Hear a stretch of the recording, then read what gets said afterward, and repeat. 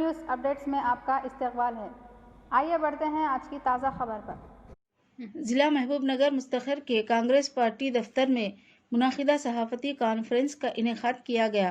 इस सहाफ़ती कॉन्फ्रेंस में कांग्रेस जिले सदर उबैदुल्ला कोतवाल ने शिरकत करते हुए अपनी मुखातिबत में कहा कि मरकज़ी हुकूमत की जानिब से पार्लियामेंट में पेश करदा ज़राई के नतीजे में हिंदुस्तान में काश्तकारों को काफ़ी नुकसान पहुँचने का खदशा है और किसानों की हक तलफी होगी और खानगियाना की मनमानी आम हो जाएगी। और मज़ीद कहा कि किसानों की फसल को मुल्क के किसी भी हिस्से में फ़रोख्त करने के इस तरीक़ेकार की मुखालिफत करते हैं। భారతదేశ పార్లమెంట్లో మోడీ గారి నాయకత్వం నడుస్తున్న బీజేపీ ప్రభుత్వము రైతులకు సంబంధించిన ఒక బిల్ ఇంట్రొడ్యూస్ చేసి దాన్ని పాస్ చేయించే సందర్భం చూస్తే అసలు దేశంలో ఉన్న ప్రభుత్వాలు ఏ రకంగా పోతున్నాయి, ఆ బిల్లుతో భారత సమాజానికి ఇంతమేర నష్టం జరుగుతుంది, యావత్ భారత సమాజం మొత్తం కూడా ఏకమై తప్పు అని చెప్తే కూడా చివరకు బీజేపీలో ఉన్న ఇండియాలో ఉన్న భాగస్వాములు కూడా దాన్ని వ్యతిరేకిస్తే కూడా మొండిగా ఈరోజు భారతదేశ వ్యవస్థకు వ్యతిరేకంగా వ్యవసాయ బిల్లు పాస్ చేసుకున్న సందర్భం గమనిస్తున్నాం. భారత రాజ్యాంగంలో ఏ ప్రభుత్వాలు ఏర్పడినా ప్రజాస్వామ్యబద్ధంగా ఏర్పడిన ప్రభుత్వాలు ఆ ప్రభుత్వాలు సంక్షేమంతో పనిచేయాల్సిన అవసరం ఉంది. సంక్షేమము, అభివృద్ధి, ప్రజల ఆకాంక్ష అనేది మూల స్తంభాలుగా నిలిచే ప్రజాస్వామ్య వ్యవస్థలో నమ్మరుదని చెప్పి ఈరోజు భారత వ్యవస్థను విచ్ఛిన్నం చేసే దిశగా ఈరోజు ప్రభుత్వం పనిచేస్తుంది. ప్రధానంగా ఈరోజు ప్రవేశపెట్టిన బిల్లు వాళ్ళు చూపించిన సాకు వాళ్ళు చెప్పడం ఏంటంటే వ్యవసాయదారులు ఉత్పత్తి చేసే ధాన్యాన్ని భారతదేశంలో ఎక్కడ అమ్ముకోవచ్చు అని చెప్పి ఒక సాకు చూపించుకుంటూ దాన్ని రైతులకు కట్టడి చేసే విధంగా ఈరోజు బిల్లు రూపకల్పన చేసిండ్రు. గతంలో కూడా ఈ విధానం ఉంది. భారతదేశంలో పండించే పంట, కాశ్మీర్లో పండించే యాపిల్ కానీ, మహేంద్రలో పండించే కాటన్ కానీ ఈరోజు భారతదేశంలో కూడా తిరిగి అమ్మిన సందర్భాలు ఉన్నాయి. ఉదాహరణకు మహేంద్రలో పండించే కాటన్ సిసిఐ సంస్థ ఉన్న రైతుల్లో అమ్ముకుంటున్నాం మనం. మహేంద్రలో పండించే బత్తాయి ఢిల్లీ పోయి అమ్ముకుంటాం. ఆ సంస్కృతి మనకుంది, దానికి ఆంక్షలు లేవు. కానీ ఏదో మేము ఫ్రీ చేస్తున్నామని చెప్పి ఒక తప్పుడు ప్రచారము సంకేతం ఇచ్చి దాని బిల్ పాస్ చేసుకుంటారు. దీనికి ప్రధాన కారణం ఆ బిల్ రూపొందించింది, పాస్ చేయించింది ఈ ప్రభుత్వం నడిపేది కేవలం ఈ భారతదేశంలో ఉన్న 5-6 మంది కార్పొరేట్స్ తప్ప కాదు. గతంలో డిఫెన్స్తో సహా అంతరిక్షానికి సంబంధించిన ఎయిర్లైన్స్ కానీ, డిఫెన్స్ సంబంధించిన కానీ ఏ దేశం ప్రపంచంలో ప్రైవేటీకరణకు ముందు చూపదు. కేవలం ఎఫ్డీఐ పెట్టుబడులతో, గ్లోబలైజేషన్ పేరుతో 50% మించి ఈరోజు డిఫెన్స్ కార్పొరేట్ సెక్టార్కి ఇచ్చింది. మెల్లమెల్లగా ఈరోజున్న బిఎస్ఎన్ఎల్ కనుమరుగైపోయింది. చివరకు పేదవారికి రవాణా సౌకర్యం రైల్వేస్ ప్రైవేటీకరణ అయిపోయింది. మెల్లమెల్ల ప్రతి సంవత్సరం ప్రైవేట్ చేస్తున్నారు.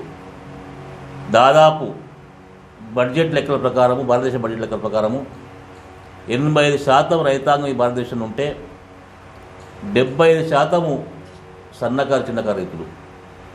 ఎకరా, 2 ఎకరాలు, 3 ఎకరాలు, 5 ఎకరాలలోపు ఉన్న రైతాంగం. అటువంటి రైతాంగానికి ఈరోజు కార్పొరేట్ సంస్థకు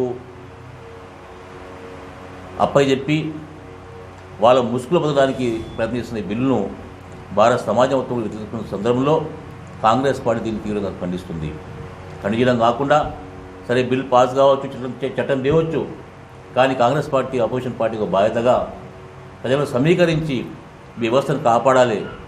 ఈ వ్యవస్థను కాపాడకపోతే ఈ రకంగా ఏ పెద్దలు ఏ రకంగా అయితే ఆలోచన చేసి ఏ వ్యవస్థను ఏర్పాటు చేసినారో ఆ వ్యవస్థ చిన్నభిన్నమవుతుందని చెప్పి ఆలోచనతో ఈరోజు కాంగ్రెస్ పార్టీ ఉద్యోగ రూపంలో ముందుకెళ్తుంది. దాంట్లో భాగంగానే కాంగ్రెస్ పార్టీ 1 month కార్యక్రమం రూపొందించింది. యావత్ భారతదేశంలో ఈ కార్యక్రమం జరుగుతుంది. ప్రధానంగా కాంగ్రెస్ పార్టీ డిమాండ్ ఏంటంటే ఆ బిల్లు సవరణ చేయండి, మీరు ఎంఎస్పి రేట్ కన్నా తగ్గకుండా ఆ రేట్ ఫిక్స్ చేసి ఆంక్ష పెట్టండి. దాంతోపాటు పీడిఎస్ స్కీమ్ కానీ ఫుడ్ సెక్యూరిటీ కానీ యావత్ ప్రపంచంలో ఈరోజు పేదరిక నిర్మూలన కొరకు అశేష కృషి చేసిన యూపీఏ ప్రభుత్వం తీసుకొచ్చిన ఫుడ్ సెక్యూరిటీ బిల్లును నీరుగార్చే విధంగా ఉంది కాబట్టి దాన్ని సవరించండి. దాంతోపాటు మీరు ఏదైతే బిల్ తీసుకొచ్చిందో దాని నుంచి మొత్తం ధాన్యం కూడా ఒక కాంట్రాక్టర్లో లేకపోతే కార్పొరేట్ సెక్టార్లో పెద్దోళ్ళలో ఆదానీలో అంబానీలో అమెజాన్లో గుత్తాపద వహించి వాళ్ళ గోడలలో చేసుకొని ఇష్టం వచ్చినట్టు వాళ్ళు చేసే పరిస్థితుంది కాబట్టి దాన్ని సవరించని చెప్తే దాన్ని ససేమీరని చెప్పి దాన్ని అందరినీ బయట ఎలగొట్టి పార్లమెంట్కి వెళ్ళి వాళ్ళు బిల్లు పాస్ చేస్తున్నారు. ఇది ఈరోజు కోఆపరేటివ్ సెక్టార్ నెహ్రూ కన్న కలలు గ్రీన్ రెవల్యూషన్ ఈ భారతదేశంలో ఎన్నో పోరాటాలు జరిగినాయి. భారతదేశంలో జల్ జంగల్ జమీన్ పెద్ద పోరాటం.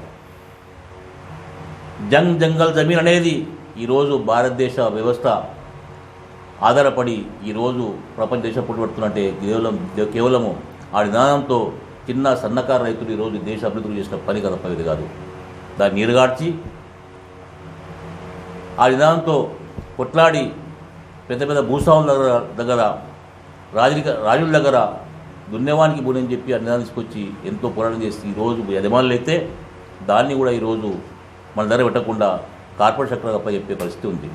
కోఆపరేటివ్ సెక్టార్ ఈరోజు గతంలో తెలంగాణ అంజమన్లు అని చెప్పి ఎల్ఎంబి బ్యాంకులు అని చెప్పి తర్వాత కోఆపరేటివ్ బ్యాంకులు అని చెప్పి ఈరోజు పిఏఎస్ఎస్ వ్యవస్థ ఈరోజు ఉంది. మన దగ్గర మార్కెటింగ్ డిసిఎంఎస్ ఉంది, బ్యాంకింగ్ డిసిబి ఉంది, స్టేట్ లెవెల్ మార్కెట్ ఉంది, ఆప్కాబ్ ఉంది, టెస్కాబ్ ఉంది. ఈ వ్యవస్థ కూడా ఎన్సిడిసి ఉంది. ఈ వ్యవస్థ కూడా చిన్నమయ్యే పరిస్థితి ఉంది. వాళ్ళు ఈరోజు కనీసం రైతులు ఈరోజు ప్రభుత్వము ఈరోజు కల్లాలకి వెళ్ళి ధాన్యం కొని చేసే పరిస్థితి ప్రయత్నంలో భారతదేశ ప్రభుత్వం ముందుకొచ్చింది. దానికి నీరుగార్చి పిఎస్ఎస్ కాదు, ప్రభుత్వం కాదు, కాంట్రాక్టర్ కొంటారని చెప్పి కొత్త తీసుకొచ్చిండ్రు. దానికి సభ్య సమాజం దాన్ని వ్యతిరేకించాల్సిన అవసరం ఉంది. ఈరోజు ఎన్నికలు లేవు, ఎన్నికలకు మాట్లాడే పరిస్థితి లేదు. భారతదేశాన్ని ఈ విచ్ఛిన్నక శక్తుల్లో చేతికిచ్చినామో దాని నుంచి కాపాడాల్సిన అవసరం ఉంది. దానికి వ్యతిరేకంగా కాంగ్రెస్ పార్టీ పరంగా పూర్తి స్థాయిలో ప్రజలకు మమ్మేమకాయ రైతాంగాన్ని ఏకం చేసి ఈ కార్యక్రమం నిర్వహించిన అవసరం అని చెప్పి తెలుసుకుంటున్నాం. ప్రధానంగా దాంట్లో భాగంగానే 20వ తారీఖు 25th రోజు దేశవ్యాప్తంగా రైతు సంఘాలు, ప్రజా సంఘాలు, కార్మిక సంఘాలు, లెఫ్ట్ పార్టీస్ అందరు కలిసి భారతదేశ బంద్కి పిలిపించిండ్రో కాంగ్రెస్ పార్టీ తప్పక దాంట్లో సంపూర్ణంగా మద్దతు ఇచ్చి దాంట్లో పాల్గొంటుంది. నేను మీ ద్వారా నా జిల్లాలో ఉన్న పార్టీ క్యాడర్ కానీ కాంగ్రెస్ పార్టీ సానుభూతులు కానీ రైతులకు కానీ విజ్ఞప్తి చేస్తున్నా. ఈ ఉద్యమము కేవలం ఒక పార్టీ ప్రయోజనం కొరకు కాదు. ఈ ఉద్యమము దేశ ప్రజల కొరకు, రైతాంగాన్ని కొరకు, అన్నం పెట్టే అన్నదాతల కొరకు చేస్తున్నాం కాబట్టి అందరు పెద్ద ఎత్తున పాల్గొనే నిరసన వస్తుందిగా విజ్ఞప్తి చేస్తున్నాం. దాని తర్వాత అక్టోబర్ 2nd రోజు గాంధీ జయంతి. గాంధీ గారి కన్న కలలు గ్రామ స్వరాజ్యానికి వ్యతిరేకంగా ఈ బిల్లు తీసుకొచ్చింది కాబట్టి ఆ రోజు కాంగ్రెస్ పార్టీ పెద్ద ఎత్తున నిరసన కార్యక్రమం చేపడుతుంది. దాని తర్వాత కలెక్టర్ గారికి వివరణ ఇవ్వడము, అలాగే గవర్నర్కి ఇవ్వడము, అలాగే సంతకాల సేకరణ, అన్ని కార్యక్రమాలు పెద్ద చేస్తామని చెప్పి తెలియజేసుకుంటూ నేను మీ ద్వారా సమాజం తెలిసిన బాధ్యత మీకుంది. భారత రాజ్యాంగ స్ఫూర్తికి వ్యతిరేకంగా ఈరోజు ఈ బిల్లు పాస్ చేసిండ్రో దాన్ని వెనక్కి తీసుకునే అవసరం ఉందని చెప్పి తెలియజేసుకుంటున్నా. కాబట్టి ఈ బిల్లును కాంగ్రెస్ పార్టీ పూర్తిగా అన్ని స్థాయిల్లో వ్యతిరేకిస్తూ దీన్ని సవరించవలసింది కోరుకుంటూ ఉద్యమం పడ్డాడని చెప్పి విజ్ఞప్తి చేస్తున్నాం. नाजरीन, आप हमारे तमाम प्रोग्रामों का मुशाहिदा यूट्यूब, फेसबुक और इंस्टाग्राम पर भी कर सकते हैं. अगर आप हमारा प्रोग्राम यूट्यूब पर देख रहे हैं तो इसको सब्सक्राइब करना ना भूलें और हमारी वेबसाइट www.metronewsupdates.com पर भी मुशाहिदा कर सकते हैं. तो नाजरीन, अब मोहम्मदी ज़ेबा को इजाज़त दीजिए और देखते रहिए आपका अपना पसंदीदा चैनल मेट्रो न्यूज़ अपडेट्स.